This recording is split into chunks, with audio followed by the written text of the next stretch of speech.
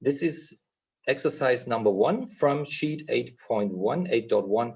We are talking about integrals in this sheet, integrals of quite different sorts, like definite or indefinite or even improper integrals. So we will find out what the specialties are. The introduction exercise is quite special by itself in presenting you a function which is sort of, you could say, sort of a technical signal. Yeah, if you look at the graph which I already constructed here, it looks like you could say a special version of a sine, but not really, because it's not periodic. But if you look here, it's like a wave, but not a round wave. Instead, it has some edges. So it's sometimes also called a triangle function. Such kinds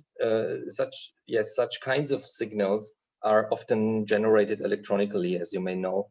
So the reason for this exercise is to become familiar with the way of analyzing functions of this sort, which are often given piecewise. Yeah, you could. This is called piecewise. We have 3 different intervals here, where we use different terms of x to define such an, let's say, artificial signal. It's quite artificial, since also you see that there's it's not a discontinuity here, but the first derivative, for example, would get discontinuous when suddenly the slope changes at a point, like at x equals -1 and 1. So why is this the graph of our function? Let's just go through these 3 different intervals, 1, 2, 3. So first of all, you must recognize that this is not sorted from left to right. Instead, this is the middle area, and these are the outside areas. But I also took over these numbers here. You see, 1 in the middle, 2 to the right, and 3 to the left. That's it. Here we are inside our so-called inner numbers. These are our so-called inner numbers between -1 and 1, inclusively. That's important, using the equal sign at least in one of these definitions, so that you have a continuous definition of the whole range of numbers. I should have said that the domain of this function, of course, will be R. There's no restriction. But now it means, or it's important to make sure that there is at least, not at least, there is exactly one of these definitions valid for any value of x. Okay, so if I left away the equal sign here, I would have gaps at -1 and 1, because they would belong neither to this interval nor to this or to this. So you know what I mean. It's a continuous definition. Okay, in the middle area, we get f of x equals x. It's just this plain and simple linear function with a slope of 1 that we all know. And now, secondly, going to the right, outside of 1, if x is greater than 1, this linear term, 2 minus x, is taken, which is, as you all know, 2 is the position at the y-axis, should be, and then also -1 will be the slope of this linear function. So this so-called axis value at the on the y-axis must be found as a starting point, and then with a slope of -1 we go down. This is it. You see it here, but perhaps you will wonder why the number 2 is taken here, although it's not seen in the graph. Well, the reason is simple. It's because the whole graph of this term, 2 minus x, would of course be, look, let me see here, I must draw it. It would look a little bit like this, right? So, sorry, not so precise here. But of course, this area is not, here's the number 2, you see? I should have extended this, sorry, a little bit to the top. No, let me just leave it. Okay, I try. At least a little bit. So now you see that here's the 2, the axis position here, the axis value, but it's not valid because in this middle area, this term is not valid for our function. It starts from here. I hope you get this clear. Quite the same holds for area number 3, where we would extend this line to here, and the -2 would be the axis position here on the y-axis, but also here, this is not valid. So altogether, we get a continuous graph, of course, with as I said, with some, say, edges here and here, but it's all right because, as far as you should know, the so-called integrability, yes, it's called integrability. So the fact that a function, that it's possible to take the integral over a function depends on continuity, not even. It's the case that most of our well-known functions may be integrated, while on the other hand, taking the derivatives, like differentiating, is often not possible so easily. Yeah, for example, at these certain points here, where the slope suddenly changes, you would get problems by taking the first derivative. Well, anyway, what we are doing here is when putting up a definite integral, the task is to calculate the area between the graph of this function and the x-axis in the interval, inside the interval which is given here, from -2 to +2. This is called the integration interval. And that's why we're looking for just a number. It's the area which I highlighted here in this golden color, which we're looking for. Mathematically, this area will count as negative because the graph is below the x-axis. This one will count as to be positive. So what we should expect here is clearly that we get 0 as a result, because these areas quite obviously are identical regarding their sizes, but they are calculated with opposite sign. That will not, we won't be surprised if the result gets 0. The question is, how do we get it analytically? And also there's a little addition to this exercise. Prove that this function as a whole is a so-called odd function. You know what it means? An odd function, much like last time about the tangent and even the inverse tangent of x, which are both also odd functions. It just means, well, the official version of this property is setting f of -x equal to -f of x. If you can prove this for the whole domain, you have proved the oddness of a function. And you see what it means. It means if you replace x against -x, the sign of the function value must always change. It's like here. If I take f of 1, I get 1, as you see. And then if I replace 1 against -1, f of -1 will be -1. That's what it means. And this must hold for any allowed value of x. Okay, so it's not really complicated. By the way, perhaps I should complete this a little bit so that this would be 1 here. Okay, well, let's put this behind. It turns out that it's quite tricky to make a formal proof that this is fulfilled. I'm talking about odd functions. Here it's called a point reflection symmetry at the origin. This is the geometrical version of oddness. I hope you understand. Okay, like the graph, if you perform a point reflection at the origin, the graph will be transformed to itself. Okay, so that's what it means. Okay, now let's start. And as you may know, it is allowed for continuous graphs to perform such an definite integral piecewise, in a piecewise manner. Like, because it's just not analytically possible to jump from this term to this term, we just must keep them apart in the calculation. But if we decide to separate this interval into, well, connected partial intervals, everything's fine. So we start at -2, we proceed just up to -1 in the first step. Then we go on with starting at -1, proceeding up to 1, and then the next and last and final step is starting from 1 up to reaching the upper limit here, which is 2. So that's quite an easy procedure.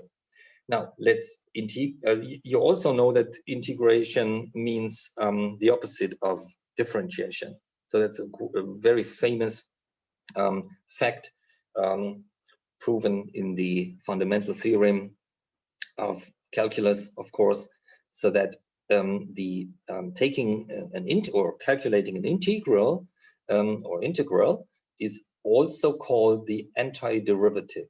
That's I would say this is quite an intelligent way of speaking, because antiderivative explains in one word what you're doing.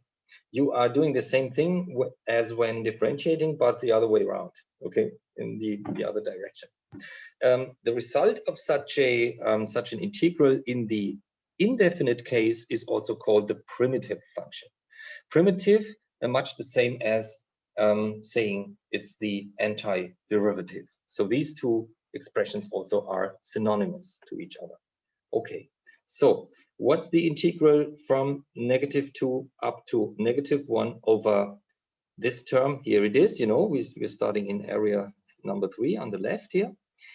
This term over dx. You also know where this comes from. It's like symbolically constructing vertical stripes with a very small width called differential x. It's the same thing as when taking a differential. So there is a connection which we also urgently need when connecting differential and integral calculus later, looking at differential equations and things like that. But symbolically, this is the height of such a stripe, vertical stripe, which we are taking, and this is its width, which approaches 0 in the limiting procedure. So the integral sign is nothing than a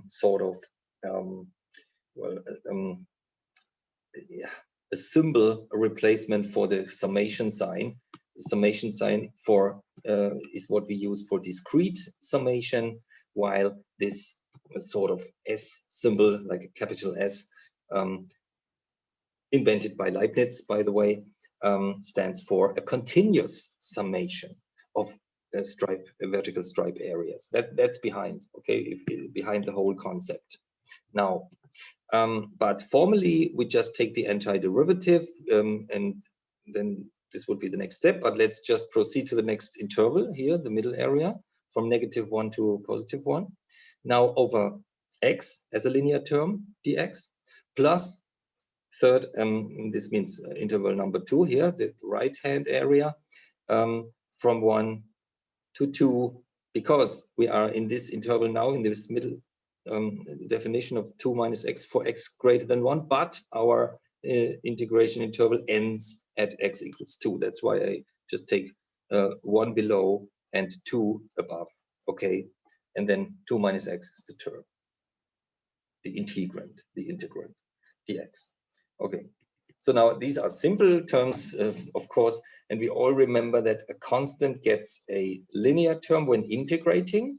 You can always check this by doing the inverse operation, performing this and checking. So you would ask yourselves, what is the derivative of -2 times x? This is a linear term, and the result will be -2 constant. So now this time I'm taking the antiderivative. So I get from -2 constant to -2 times x linear term. Also, -x integrated gets -x² half. You know what I'm doing?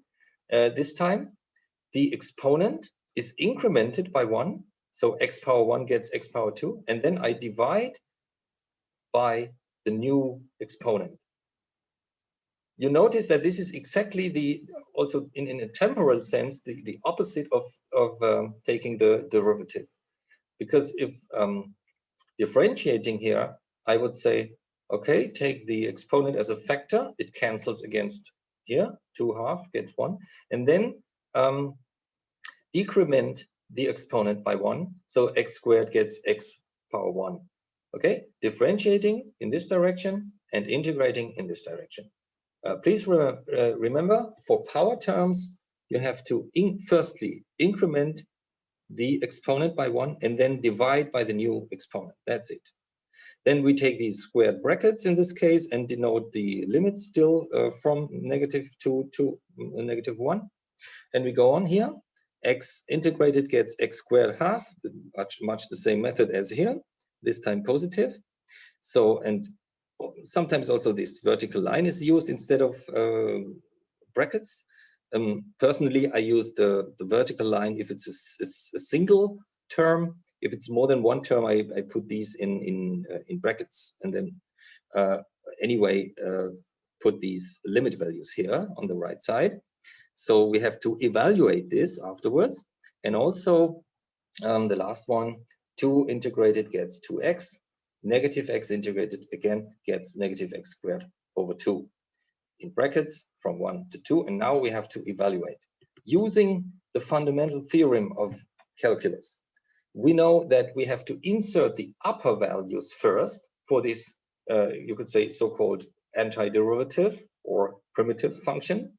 We have to insert this value first for variable x, of course, and then subtract the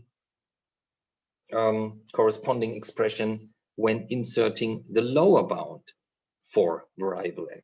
That's what we do. So now follow me just step by step, because it's a little tricky to not to mix up the negative signs here, the minus signs. Okay, -2 times -1 is here. Then I go on with minus -1 squared here over 2. So this is my evaluation at the upper bound, and then I have to subtract by the fundamental theorem of calculus the whole expression evaluated at the lower bound. So now inside these parentheses I say -2 times -2 this time, minus, and then -2 squared over 2, and closing parentheses, closing brackets. That's all, but it's a little tricky, okay, to evaluate it further. Then next one, easy. 1 inserting for x is 1 squared over 2, and then subtracting the corresponding term at -1. So minus -1 inserted for x, -1 squared over 2. I will explain this in so much detail just now, because it's our introductory example. With the next exercises, we can proceed a little faster, of course. Now that's it for here and for now. So yeah, let's just go on. Plus last contribution, 2 inserting for x. That's convenient because everything's positive so far. So I get 2 times 2 minus 2 squared over 2, then minus fundamental theorem, and then minus the evaluation at the lower bound, which is 1. So parentheses again, 2 times 1 here, minus 1 squared over 2.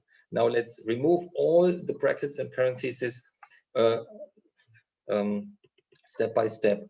So in the end,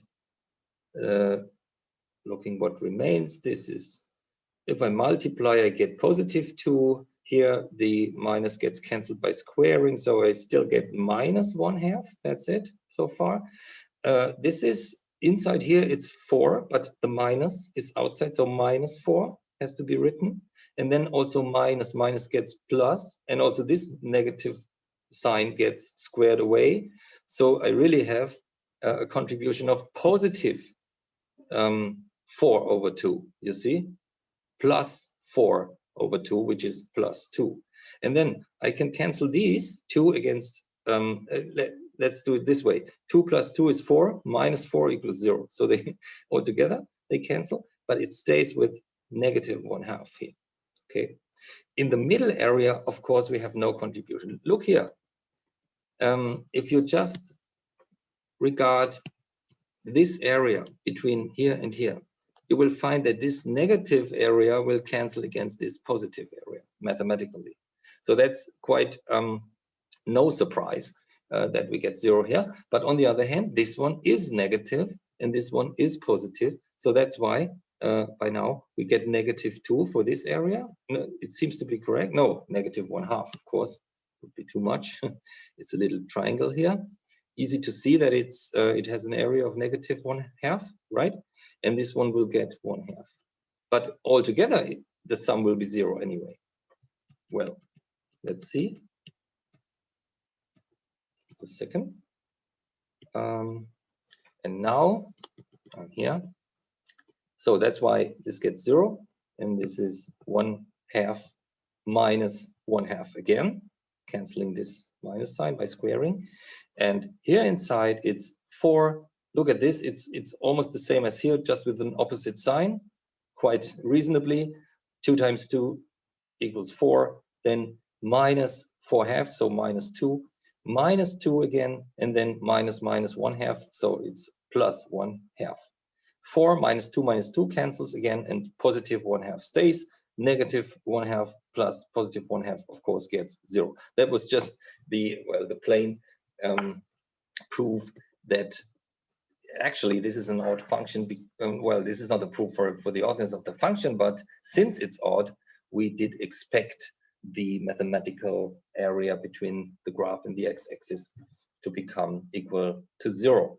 The second part, for showing this point reflection symmetry at the origin, turns out to be a little tricky, because the consequence of replacing x against -x is that also these intervals are exchanged against each other. Since this takes a little more time, I will just stop it for now and make another little short video for the second part.